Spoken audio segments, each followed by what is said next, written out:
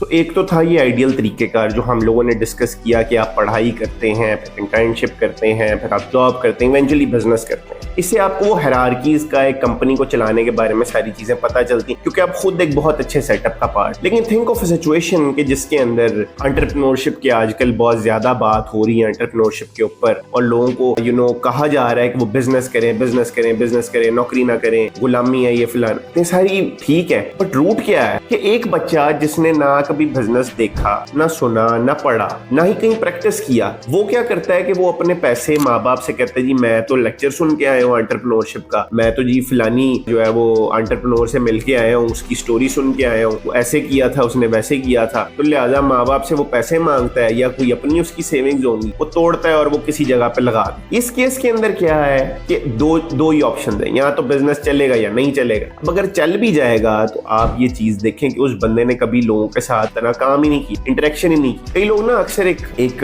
चीज को लेके जी आप जाएंगे करेंगे तो आपको पता चल जाएगा। होता क्या है कि जब आप एक चीज में घुस जाते हैं ना तो आपके पास बहुत सी चीजें करने का टाइम नहीं होता, क्योंकि सिस्टमेटिकली अगर आप चीजों को लेके चले ना तो तब भी आप उस चीज को स्केल अप कर सकते हैं। आपको पता चलता है कि एक चीज, वरना आप सारी जिंदगी एक दुकान ही चलाते रहेंगे। एक दुकानदार के अंदर और एक अच्छे बिजनेसमैन के अंदर फर्क यही है कि वो माइंडसेट मिलता है, उसको पता चलता है कि एक बिजनेस को स्केल अप कैसे करना है, बड़ा कैसे करना है, कैसे मुझे फंडिंग रेज करनी है, कैसे मुझे कोलैब्स करने हैं, कैसे मुझे चीजें करनी है। वरना आपसे ज्यादा शायद काम दुकानदार कर रहे होंगे, लेकिन जरूरी नहीं क्या, it's all about that strategy जो आप इनिशियली बनाते हैं, दैट माइंडसेट जिसमें आप प्लानिंग करते हैं हर चीज की, देन आप स्टेप बाय स्टेप उसे इंप्लीमेंट करते हैं। और अगर बिजनेस चल भी जाता है तो अगेन वो बंदा अपना बिजनेस उस हिसाब से स्केल अप नहीं कर पाएगा। ये एक ऑप्शन बन सकती है कि आप साथ साथ अपनी पढ़ाई कंटिन्यू करें, कोर्सेज करें, चीजें देखें, पता करें कि चीजें एक्चुअल में इंप्लीमेंट कैसे हुई, केस स्टडीज पढ़ें ऐसी कंपनीज की जो सक्सेसफुल हुई, उसके बाद देयर आर हाई चांसेस कि आप उस चीज को लेके चलेंगे। लेकिन बिना सोचे समझे इस चीज के अंदर जाना,